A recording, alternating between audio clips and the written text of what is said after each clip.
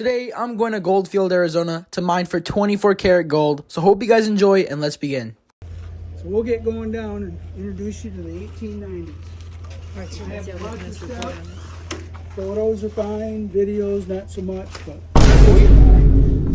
handrails on the right and left if you need them.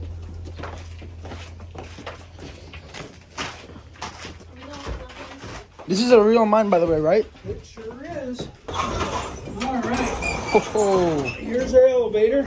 Little step up there. oh my Anybody goodness. ever get stuck? It has happened. What we're due for some breakboard. Hopefully they got that done. If you see water or anything, let me know we went too far. Okay. Oh, Lord. So here we go.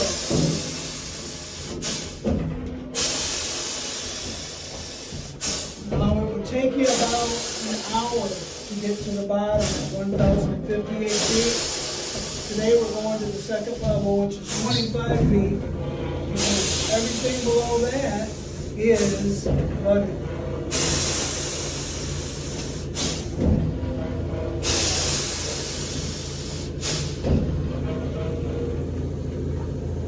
Alright, we'll see where we're at. Yeah, I'm a back up. Well, this is a good sign. In the 1800s, we didn't have electricity. So it's pretty dark now. It's pretty dark. But we're 2023, so Oh, we got nice. Yeah. to the right here, right across from that big metal bar.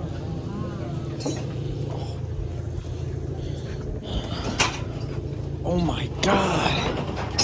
Yo. So at the beginning of your shift, everybody worked 12-hour shifts. You would be given 4 candles, generally made from beef tallow or pig fat, something like that, and 1 gallon of water for your 12-hour shift. We had a day crew that was in charge of all the structure. All the structure here, there's no nails or screws or anything like that. It's all pressure fit. And our night crew is in charge of blasting and drilling. So drilling starts with something like this. This is a star bit, and you hold it against the rock, and you hit it with a hammer, make a quarter turn, you hit it again, and to get about where my hand is would take you 4 hours. Oh my I would hold Lord. it and I'd hit it, or someone would hold it and I'd hit it. This was a single guy. Sometimes you might get someone brave enough to let him do it. But when you got that in about 1.5 feet, it changed to this. And this was a 2-guy operation. This is called a 2-man jack drill. And you got one guy that holds it, and the other guy hits that little end right there with a big old hammer. And you just pray that he keeps hitting that, not you. This operation, to get it in 6.5 feet, would take you about 12 hours. Lord. Yep. Eventually, they tried to make some improvements with the steam hammers. These created so much dust. They were having such a problem with miner's lung, silicosis, that the average age of a miner, 25, 30 years old, they'd pass from lung disease. Yeah, that was pretty common. So they came up with these steam drills to make the job a little bit faster. Unfortunately, they were called the Widowmaker. They would kick back and they would take your head right off. And the steam used to power it made it extremely hot. These would glow red, and so it'd be 125 degrees down here. So it'd be hot, you can't see, and you can't breathe. Pretty miserable. They tried to improve on it with adding some water to cool the bits, to hold the dirt down, and it did help some. But these tended to kick back and kill you.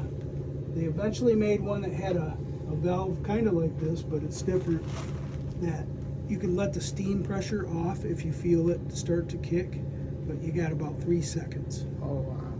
Yeah, pretty rough. We'll go down to the next thing, which is the blasting. It's a lot of death, I heard. Yeah, the smell is nice. This is our blast wall. Dynamite. This is called the 21-hole spread. They leave the center one open, I'm trying to create an implosion here. You got your headers, your knee kickers, and your lifters, all designed to collapse. All right. Each hole holds 5 sticks of dynamite. And if you've ever been lucky enough to play with dynamite, which I have, you can stick dynamite in the ground next to a big tree, and it'll blow that tree right out of the ground and turn it into dust. So in here we got over 100 sticks of dynamite. Real dynamite? Yes. And it's one guy's job to light them. And He's the blast guy. And he's probably about 13 years old. They want the fastest guy they can get. Is he insured? He is not. So he lights the fuse, yells, "Fire in the hole," and runs that way, past those blast doors. Now he'd be doing this in complete darkness and just hoping that nobody left their shovel or anything on the ground, didn't trip, because this is gonna make a big racket. Blows a 7-foot hole, all the rock crumbles in, 7 feet deep. They start what's called mucking. They take the ore out, put it in the cart gets drugged to the hoist, and then gets taken to the surface. Wow. These fuses, they were told they got about 60 seconds. Well, that was a lie, so they started calling them liar's fuse. Oh. They would go off in 15 seconds. Oh my. Yeah, you didn't have much time. He made $3 a day. Wow. Pretty good job. What's this? That was how they brought water in. Oh. Yep. So they lower it from the surface. Huh. And that has a little something to do with this. Can you guess what this is? One of the minor things that you like push one end and the other guy pushes the other end? It's an oven or stove? That's a good guess. I like that. Was this weight so the water would have? This is a 125-year-old toilet. What? Toilet. Yes. Oh, It Where- was one guy's job to push what they called the honey wagon up and down the mine for the miners to do their business. And you got the buddy system, of course, you're paired up.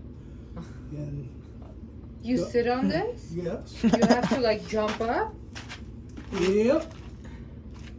What if you have to tinkle? You just Same there? I think thing. it'd be easier for guys. It would just stick.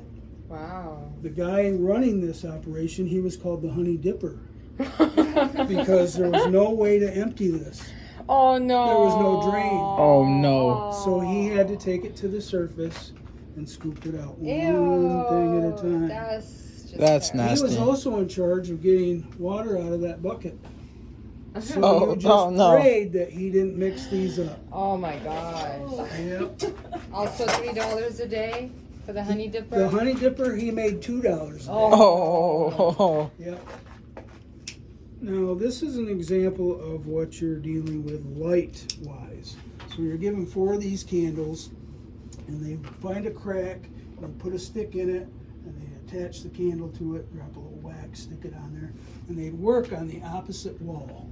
So if you look at that wall and stare at those white lines, right? This is the kind of light you're dealing with here. Oh my god. Oh, This is what they worked in, so lots of dust, lots of heat, so you can't see, you can't breathe, not pleasant. And you just hope that someone didn't do this. There was 2 things they did in the dark. Either use the honey wagon or eat their lunch. That was the dark. Wow. They wanted to save these because they were valuable. They want to leave them in little glasses. Oh.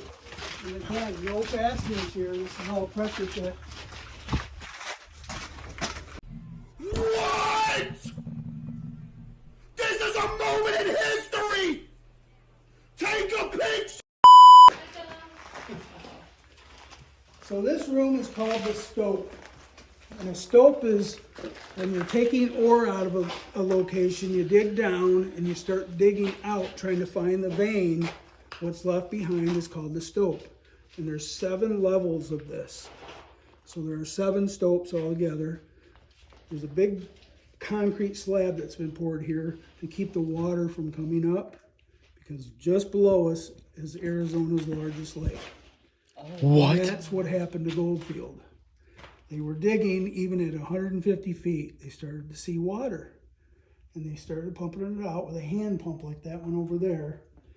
One guy's job, he was paid $3 a day to just pump the water out. All right? But it was a problem. The deeper they went, the more water. The monsoon rains of 1897 it rained for 5 days straight. And it just filled the mine with water. So coming up and pouring in, they couldn't keep up. The miners had to evacuate. Once they leave, the town starts to leave. The post office closes. Then you're officially a ghost town. Oh, And that's what happened here. Oh my God. Yep. Now those skeletons over there, Real? Fake. I don't think they're Gotta be fake. I think they're fake. I hope they're fake. But we kind of set that up as a tribute to a guy named James Stevens. Was she Does she have a wife that works here? no. No. Oh, wrong This guy. was back in 1897. James Okay. Stevens worked on the night crew. He was on the blast crew, and he was really well liked. He had 8 children that he was supporting, and it was July 4th of 1897. He decided he wanted to work on Independence Day, and nobody else was working, so he had to go in the mine by himself. But they respected him, so they said, okay, generally you're supposed to be paired up. He goes down in the mine and gets about 50 feet below. He's working on some joints like this cribbing, and unfortunately, there's a cave-in, and he's trapped. And he was trapped in the mine by himself, and they started digging immediately to get him out. And they dug for 7 days, and they didn't reach him. Oh my God. And everyone was heartbroken. The miners were heartbroken. They just loved this guy. So they tried to come up with a plan. Well, we couldn't save James Stevens. They published an article in the paper, we've lost James Stevens.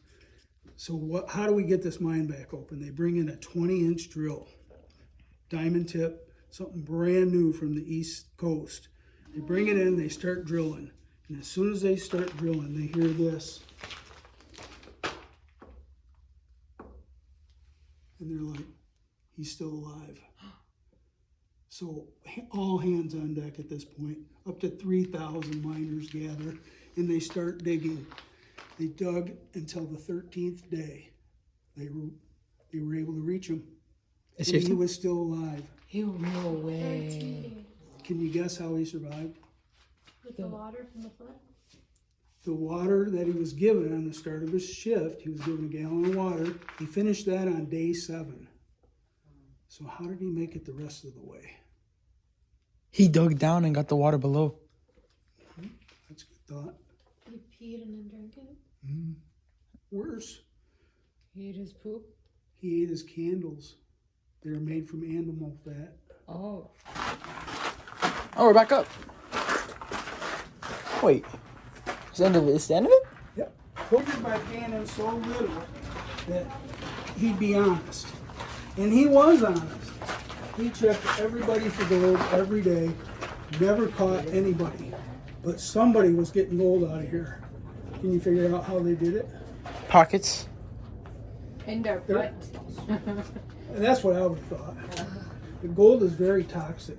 If it gets inside your body, it'll kill you. But did they know that back then? They figured it out because Are you when saying? people did it, they died. Yep. So, the honey wagon. The miners were putting it in the honey wagon. When he would go up and empty it in the desert, they would come back later, sift through, and get the Oh, gold. that's not fun. Yep, there's always a way, I guess. It could be the crappiest way, but it could be the way. Where would they go empty it?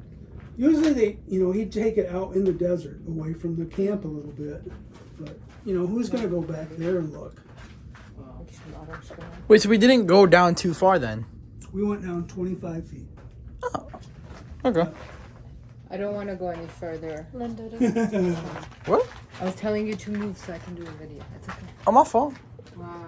Any questions? Did you learn something? Very interesting. We learned a lot. We learned a lot. I just love the history here. Yeah. I mean, it's like It's beautiful. at 60 years old, I finally found my calling. Oh my god. Well, I appreciate you guys being on the tour. Thanks so Thank you. much. Just Can you're you- welcome. Can I ask you to take a picture of the four of us? Absolutely. Would that be okay? Come on, guys. Not too bad. There's not a pure gold vial. A pure gold. Yeah, it's $6 for each one. But let's see how many we'd have to buy. Come on, Nugget. I bought some pure gold. I mean, I kind of had to because the video would have been, fake if I hadn't have. But, yeah, here's some real gold.